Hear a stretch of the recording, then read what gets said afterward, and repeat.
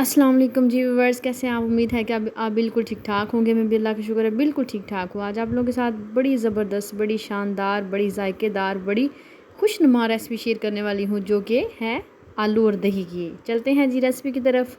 आपने इस रेसिपी को अंत तक देखना है ताकि आपको पता चले कि हमने इतने मज़ेदार आलू दही किस तरह से बनाए हैं।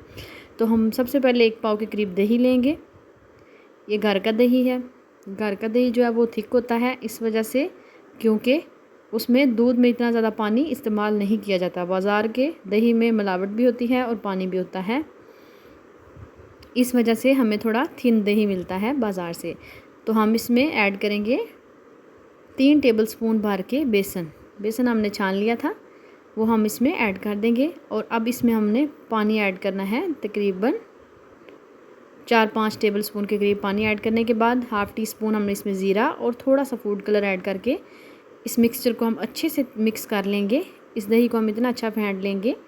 उसके बाद हम एक पैन में घी ऐड करेंगे। उसके अंदर हमने 1 अदद प्याज जो है वो बारीक बारीक चॉप करके ऐड कर देना है।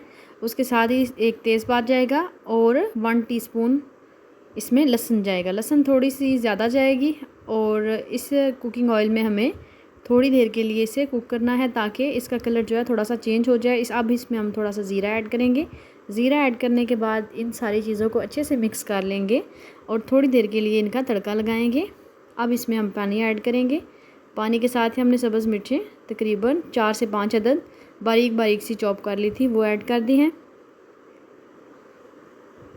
तो अब इसमें जाएगी जी हल्दी हमने 1 टीस्पून ली है। नमक भी 1 टीस्पून लिया है। आपने अपने टेस्ट के अकॉर्डिंग चीज़ें ऐड करनी हैं।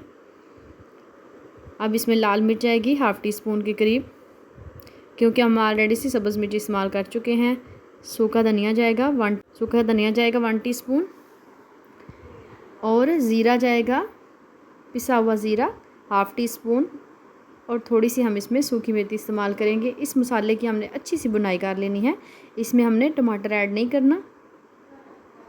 इस टाइम पे आके हम इसमें साबुत 3 से 4 अदद लाल मिर्च ऐड कर देंगे और 3 अदद हमारे पास मीडियम साइज़ के आलू थे जो हमने मोटे मोटे से काट लिए हैं, वो इसमें ऐड करने के बाद इनकी अच्छे से बुनाई कर लेंगे। अब बुनाई हमने अच्छे से कर लेनी है। उसके बाद हम इसमें पानी ऐड कर देंगे। पानी थोड़ा सा ऐड करने के बाद दोबारा से हम आलू जो है उनकी बुनाई करेंगे ताकि जो इसके अंदर मसाला है उसकी ग्रेवी अच्छी बन जाए। अब थोड़ी देर के लिए इसे फ्राई कर लेंगे। याद रहे कि जब भी आपने इसमें दही का बैटर ऐड करना है, पहले आलूओं को अच्छे से हमने गला लेना है। आलू हमारे तकरीबन 95% कुक हो चुके हैं। अब हम इसमें ये वाला मिक्सचर ऐड कर देंगे। हमने इसे पानी लगा के आलूओं को अच्छे से गला लिया था और ये देख लें कलर कितना अच्छा है इसका। जैसे जैसे हम इसे मिक्स करेंगे इसका कलर और मज़ीद अच्छा होता जाएगा। अब भी हमें इसे कुक करना है। इसके अंदर चूँकि बेसन है और ये थोड़ा सा टाइम लेगा। जब हम दही और बेसन शामिल करेंगे तो हम आंच बिल्कुल लो कर देंगे।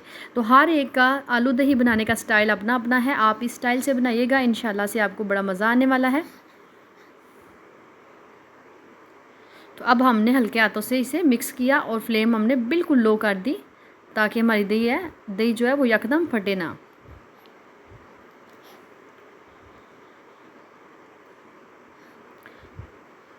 तो इस टाइम पे आके अगर इसमें नमक वगैरह कम हो तो आप नमक वगैरह सेट कर सकते हैं। अब इसके साथ ही हम सब्ज़ धनिया शामिल कर देंगे। सब्ज़ धनिया आपने लाजमी शामिल करना है। इसके साथ एक तो टेस्ट बहुत अच्छा आता है, दूसरा लुक बहुत अच्छी आती है।